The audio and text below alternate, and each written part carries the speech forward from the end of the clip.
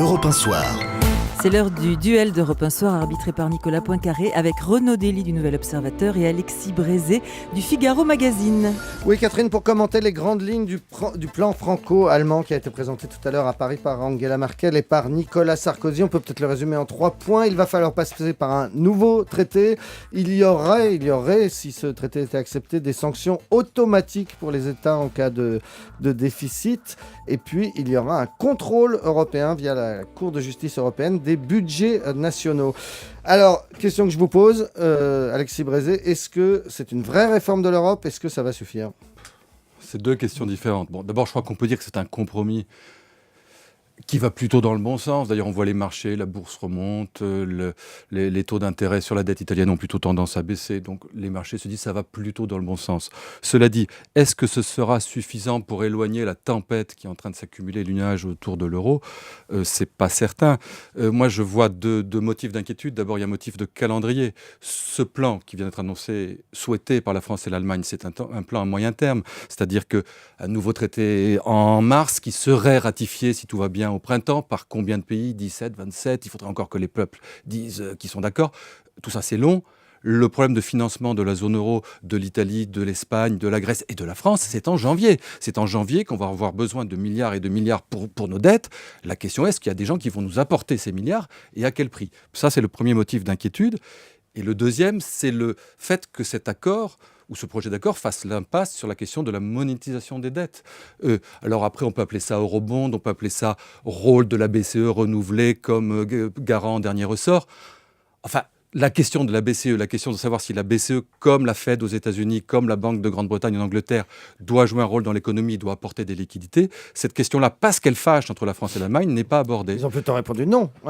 Ils n'ont pas répondu non, ils ont décidé de ne pas en parler, ce qui est différent. Et chacun voit midi à sa porte. Renaud Dely. Oui, ils ont effectivement quand même plutôt décidé d'écarter l'hypothèse de rebond et donc d'une éventuelle mutualisation de la dette, pour les raisons d'ailleurs qu'on connaît, l'argumentaire développé par Angela Merkel depuis déjà un moment.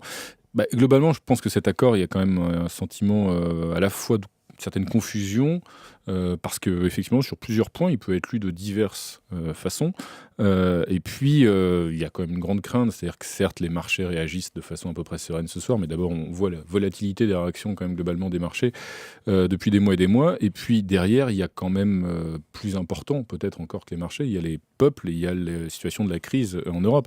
Et on voit bien, par exemple, avec l'hypothèse la volonté de conclure ce nouveau traité sur la table, où là aussi, il y a une forme de flou, puisque c'est un traité à 27, conformément à ce que les Allemands souhaitaient initialement, mais on pourrait finalement se contenter d'un traité à 17, donc la zone euro, comme Nicolas Sarkozy le souhaitait. Mais là, il y a un vrai flou. Et on n'est pas sûr que le fait de rouvrir aujourd'hui le chantier institutionnel avec le calendrier qu'on évoquait à l'instant apparaisse vraiment comme une urgence, et puis comme une possibilité, tout simplement, dans la situation de crise que traverse l'Europe aujourd'hui. Donc, et ça pose un vrai problème à l'endroit des peuples. Et puis, sur un autre plan, je pense qu'il y a cette volonté de soumettre, en tout cas à l'examen de la Cour de justice européenne, les budgets nationaux. Là aussi, il y a un certain flou à l'heure où on parle pour ce qui est des compétences qui seront attribuées à la Cour de justice européenne. On écarte pour l'instant l'hypothèse qu'elle puisse annuler un budget. Heureusement que les États peuvent encore disposer de leur souveraineté en la matière. Pour autant, c'est pas encore très clair. Et là aussi, on voit bien qu'on prend un risque considérable avec ce compromis à l'endroit des peuples eux-mêmes. Et il y a la question des sanctions automatiques, ça c'est un petit peu la même chose. Non Est-ce que c'est un abandon de souveraineté ? Est-ce que demain, les États n'auront plus le droit de faire du déficit, de dépenser plus qu'ils ne gagnent ? Sur le papier, oui. Après, la question, c'est comment on le vérifie, comment on le fait respecter. Ce qu'on peut dire, c'est que la France fait un certain nombre de pas assez importants, et même importants en direction de l'Allemagne. Le fait même qu'il y ait un traité, qu'on le revoie. Le fait qu'il n'y ait pas d'euro-obligation, c'est ce qu'on disait. Le fait qu'il y ait des sanctions automatiques, c'est ce que vous disiez. L'Allemagne fait des petits pas en direction de la France. La question de la gouvernance européenne. Le fait que la Cour de justice ne puisse pas annuler les budgets, ce sont des petits pas. Mais en même temps, qu'est-ce qu'on pouvait faire d'autre ?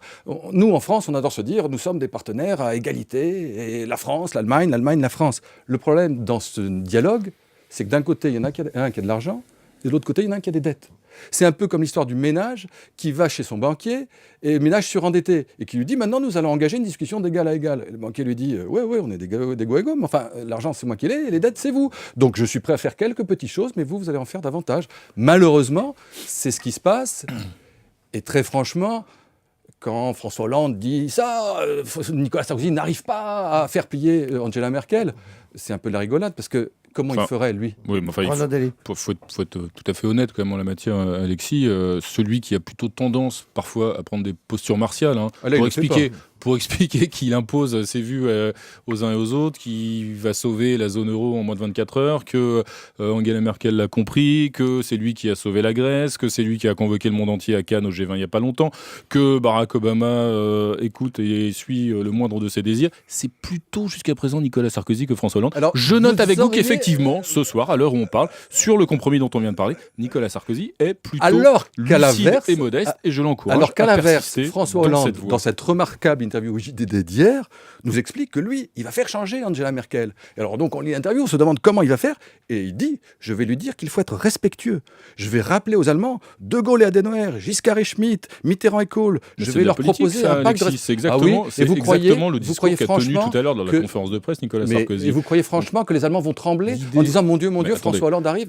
D'un seul coup, vous êtes terrorisé par François Hollande, vous expliquez il y a encore quelques jours que c'était pas un candidat. Je crains que les Allemands ne le soient pas. Ce que je suis en train de vous dire, c'est ça. Ce que vous voulez dire, c'est que maintenant, il a une posture qui serait tellement martiale et autoritaire que François Hollande qui serait pas grand-chose, un candidat trop autoritaire. Je ne crois pas que ce soit l'image et éventuellement le souci qu'il a à gérer à l'heure qu'il est. Donc de toute façon, sur ce plan-là, on le sait bien, il y a un partenariat franco-allemand ne peut se bâtir que à la fois dans le respect mutuel, dans une forme de réciprocité, même si la situation financière des deux États sont différentes. Et ça, c'est pas non plus à mettre forcément au crédit du pouvoir sortant en France. Le fait que la France ait effectivement un monceau de dettes bien supérieur à l'Allemagne, alors que l'Allemagne, elle aussi, a été secouée par cette crise financière d'abord, monétaire ensuite et sociale, qui traverse, qui secoue aujourd'hui l'ensemble de droite et de gauche en France. Je ne pense pas que l'imagino, en l'occurrence, ait fonctionné dans l'autre sens. Donc, il y a évidemment des raisons antérieure au mandat actuel, bien sûr, mais on ne peut pas dire que la politique conduite par ce gouvernement depuis 5 ans en matière de finances publiques ait contribué à arranger la situation. Et on le voit à travers ce compromis, qui est quand même un compromis à l'heure allemande. Voilà, c'est un accord qui ne réjouit, n'enthousiasme personne, et on le comprend, mais qui a fait plutôt la part belle aux idées d'Angela Merkel. Les Français ont fait des enjambées. Nicolas Sarkozy a fait de grandes enjambées en direction d'Angela Merkel, et Angela Merkel a fait de tout petits pas en direction de compromis à l'heure allemande, nous dit Renaud Dely. Vous concluez là-dessus, Alexis Brézé? La vraie question, c'est est-ce que ce compromis qui donne un certain nombre de gages aux Allemands, c'est vrai, c'est pas la peine de le nier, va être de nature à faire évoluer, non pas Angela Merkel, c'est pas une question de personne, va faire évoluer le peuple allemand et va faire que les Allemands vont se dire, ce qui est possible, mais ce qui n'est pas sûr, finalement, on a intérêt à voler au secours des pays européens pour sauver l'euro. C'est possible, mais c'est pas sûr. Et on n'est pas sûr non plus qu'il contribue à rassurer l'ensemble des peuples européens, y compris le peuple français, durement frappé par cette crise actuellement. Merci beaucoup. Renaud Dely, directeur de la rédaction du Nouvel Observateur, face à Alexis Brézé, le directeur de la rédaction du Figaro Magazine. Dans un instant, les récits d'Europe 1 Soir avec un duo d'humoristes que vous ne connaissez peut-être pas. À tout de suite. Nicolas Poincaré sur Europe 1.